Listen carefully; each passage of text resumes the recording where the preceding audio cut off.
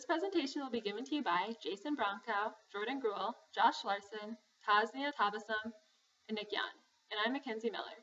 And this experiment was on an alpha mating factor with a histidine 2 to lysine mutation, which did not affect cell cycle arrest, morphogenesis, or fuse mode expression in the mating response in LM-23a Saccharomyces cerevisiae cells as compared to wild-type alpha factor.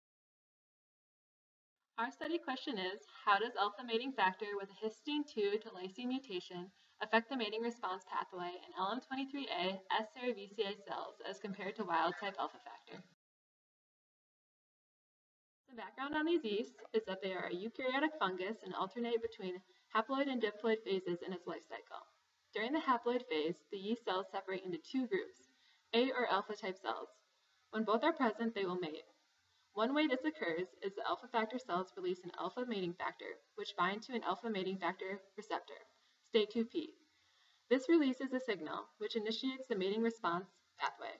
This pathway results in an altered cell morphology called schmooing, cell cycle arrest in the G1 phase of the cell cycle, and fuse 1 mating gene expression. The main focus of our study is on the structure and function of alpha factor. Alpha factor is a peptide that consists of 13 amino acids and two main functional domains. Amino acids 1 through 4 form the signaling domain, which affects conformational changes in state 2P that ultimately lead to the yeast mating response pathway. Amino acids 10 through 13 form the binding domain, which is important in securely binding alpha factor to state 2P. While much research has been done into uncovering the functions of these domains, surprisingly, not much is known about how the properties of each amino acid precisely correlates to their role in alpha factor function. Now I will pass it on to Nick, who will further explain the signal domain and our biological rationale. The signaling domain, which consists of multiple aromatic residues such as tryptophan and histidine, has been suggested to interact with tyrosine 266, located on the 6-trans membrane helix of state 2P. Shown is a cross-section of state 2P showing this interaction, with each circle number representing a transmembrane helix and a green loop representing alpha factor. This interaction could be stabilized by ring stacking interactions between these aromatic residues, which leads to conformational changes in the transmembrane helix 6 that initiate the mating response pathway. Shown is a simplified, two-dimensional representation of this interaction. In our study, we are interested in better understanding the role of histidine 2 in the signaling domain. Hist2 could be a contributor to the ring stacking that stabilizes the alpha factor state 2B interaction. Because histidine can be positively charged, Hist2 has also been suggested to interact with the polar phospholipid heads in the plasma membrane patches wedged between the state 2P transmembrane helices. To better understand the role of Hist2, one study mutated Hist2 to several histidine analogs, which led to 15 to 30-fold decreases in activity. These analogs, the structure of one is shown, have a 5-membered aromatic ring but not a basic atom, meaning they are neutrally charged. This result suggests that the positive charge of histidine may be important for stabilizing the alpha factor state 2P interaction. However, there is still little knowledge about whether the possible contribution to aromatic ring stacking from histidine 2 is also important in stabilizing this interaction. While TRP1 and TRP3 have been implicated in participating in ring stacking, we assume that Hist2 also played an important role in ring stacking. With this in mind, we utilize a mutant alpha factor with a Hist2 to lysine substitution in this study. Of the 19 amino acids that we could choose from, why lysine? This is because of two key reasons. First, lysine lacks the aromatic ring found in histidine. Second, lysine is basic and becomes positively charged.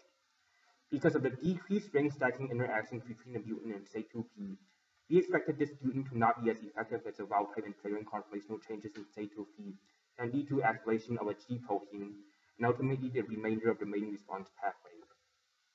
As a result, we expect a decrease in the mating response, indicated by decreased morphogenesis, decreased cell cycle arrest, and decreased mating gene expression. This leads us to our first hypothesis. LM-23a Saccharomyces cultures treated with a Hist2 to lysine mutant alpha factor will have a smaller proportion of schooling cells, a greater proportion of budding cells, and decreased fuse 1 expression as measured by beta-galactosidase expression, as compared to cultures treated with wild-type alpha factor only.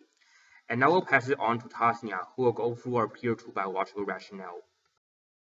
The second part of our biological rationale focuses on the experimental groups with equimolar amounts of wild-type and mutant alpha factors.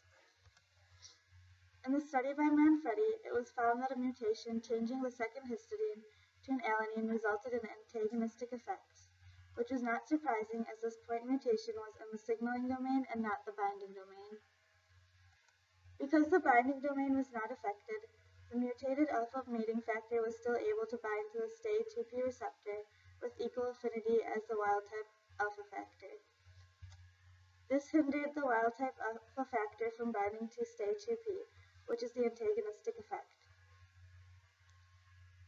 However, the signal transduction did not occur because the mutant alpha factor bound to STAY2P was not able to induce the conformational changes in STAY2P necessary for signal transduction. In our experiment, we were looking to see if a histidine 2 to lysine mutation would also have an antagonistic effect, which is our knowledge gap. We assumed that the mutation would only affect the signaling domain and not the binding domain, as in Manfredi's study. Because of this, we were expecting a decrease in mating response. This led us to the second part of our hypothesis, which is that LM-23a Saccharomyces cerevisiae cultures treated with 0.4 micromolar histidine 2 to lysine mutant alpha factor and 0.4 micromolar wild-type alpha factor will have a smaller proportion of schmooing cells, a greater proportion of budding cells, and decreased fuse-1 expression as measured by beta-galactosidase activity compared to cultures treated with only 0.4 micromolar wild-type alpha factor. Now, Josh will tell you about the methods we used to test our hypothesis.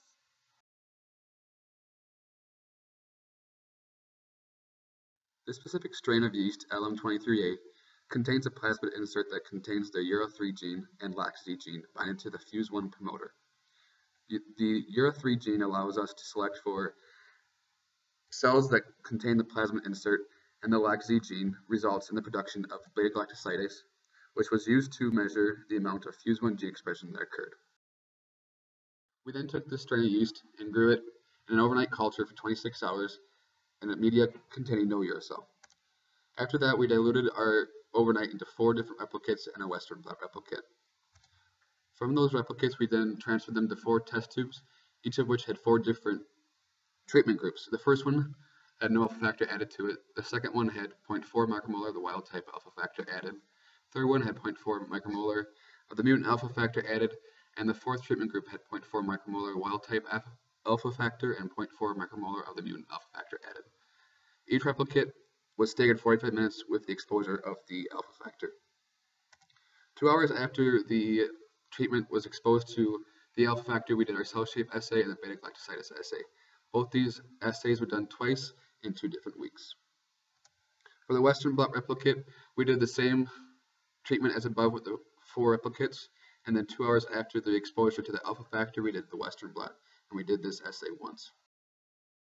Before any of the assays were completed, we took the cell density of the cultures unit using a spectrophotometer set at 600 nanometers. We did this to ensure that the cells were in the exponential growth phase. For the beta-galactosidase assay, we lysed the cells and reacted it with ONPG. The reaction was allowed to go until it turned yellow, where we then took the absorbance at 420 nanometers. We converted these absorbance values into milli-units, and then did a 2-way ANOVA test to ensure there was a statistical significance between the treatment groups. For the cell shape assay, we used phase contrast spectroscopy and counted 200 yeast cells per replicate and found the percentage of budded, unbudded, and schmooing cells. We then did a chi-square test of independence to see if there's any statistical difference between these treatment groups. For the Western blot, the nitrocellulose membrane was exposed to primary and secondary antibody. The secondary antibody was conjugated with an alkaline phosphatase enzyme, which reacted with PCIB and BT substrate, and this illuminated a protein band on the membrane. This protein band was indicative of a beta-galactosidase activity. We, however, did no statistical analysis on this Western blot because we only did 1 replicate, but we quantified the protein bands using Image Studio. Jason will now go over the results of our methods. This data shows the beta-gal activity for each treatment group from the second week of data collection. The reason that we did not use our first week data was due to incorrect reaction time measurements. These resulted in variances on the order of plus or minus 1500 milliunits. The second set of data, shown here, was achieved much more consistently with variances on the order of plus or minus 150 milliunits. The y-axis of the graph on the left shows Fuse1 expression as measured by beta-gal activity, while the x-axis shows each treatment group. No significant difference was found between groups treated with wild-type or mutant alpha factor, or both. The 2A ANOVA shows that there is minimal negative effect on the wild-type alpha factor due to the presence of the mutant alpha factor. This is interesting, but we cannot completely trust this analysis due to unequal variances and a small sample size. For the cell shape assay, both week 1 and week 2 data were compiled. This was done because of similar exposure time to the alpha factor and similarities in data collected. The graph shows the percentage of cell shapes divided into 3 categories of unbudded, budding, and schmooing cells for each treatment group. As you can see, the absence of a trend in schmooing very closely matches that of no trend in the beta-gal assay. A chi-squared analysis was done on these data, which showed that the cell shape is in fact dependent on the treatment group. Chi-squared tests were also done between groups containing alpha factor, resulting in no significant differences in the data.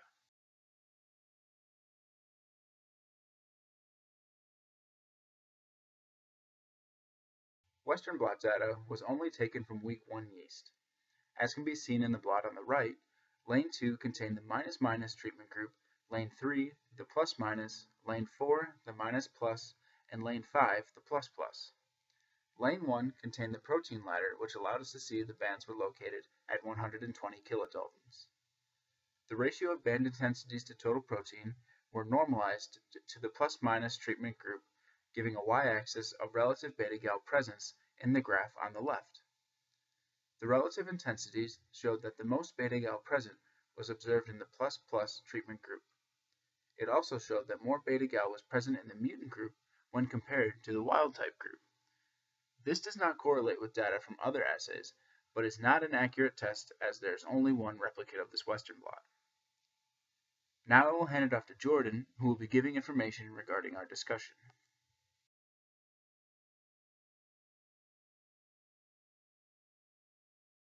This table summarizes the conclusions from our results, which did not support either our Tier 1 or Tier 2 hypotheses in either the cell shape or the beta-gal assays. Our results showed no significant difference between cell shape and beta-gal responses caused by mutant and wild-type alpha factors. This may imply that the mutant pheromone was just as effective as the wild-type at inducing a mating response by triggering a conformational change in the receptor. The review by Nader and Becker suggests that the signaling domain may simply be dependent on a positive residue, like histidine or lysine, at physiological pH, and does not require aromatic ring stacking of histidine with tyrosine 266 of stay-2p. It is possible that TRP1 and TRP3 contribute ring stacking to a greater extent than His2. Surprisingly, our Western blot suggested an even greater relative mating response activated by the mutant pheromone, but more replicates would be needed to verify this result. Contrary to our Tier 2 hypothesis, the combination treatment did not have a decreased response compared to wild-type treatments, possibly due to cell desensitization. Essentially, endocytosis of the ligand receptor complex after binding could make the cell less responsive to alpha factor. This would occur more rapidly given the higher concentration of working alpha factor in the combination treatment group, which would have led to similar responses between the combination and single treatment groups. However, the Western blot suggested that the double treatment group had much higher beta-gal expression than the other groups, perhaps because the mutant was a strong agonist. Therefore, the combined effects of the wild-type and mutant could have triggered the pathway to a greater extent prior to desensitization. If the desensitized beta-gal then remained in the cytoplasm, while other mating proteins such as Fuse1 were degraded, it could explain our Western blot results. However, without further investigation, this remains primarily speculation. As our assay data was taken twice over the course of 2 weeks and utilized blind measurements, we remain overall confident in our results, particularly the cell shape assay. However, the Western blot from week 1 utilized only one replicate, and was not consistent with our results from the beta-gal assay from the second week. We would therefore need to repeat the study to make any concrete conclusions. The results of the study could be further explored by analyzing the effects of other wild-type and mutant concentrations, as well as experimenting with shorter incubation times to avoid potential desensitization. And now I'll pass it on to Tasnia to finish us up with the conclusions. In conclusion, histidine 2 to lysine mutant alpha factor was very similar to wild-type alpha factor in signal transduction ability. This may be because the 5-membered ring is not as important as we assumed. What our study and other studies can lead to is a better understanding of the specificity of alpha factor to its receptor. Thank you for watching our presentation.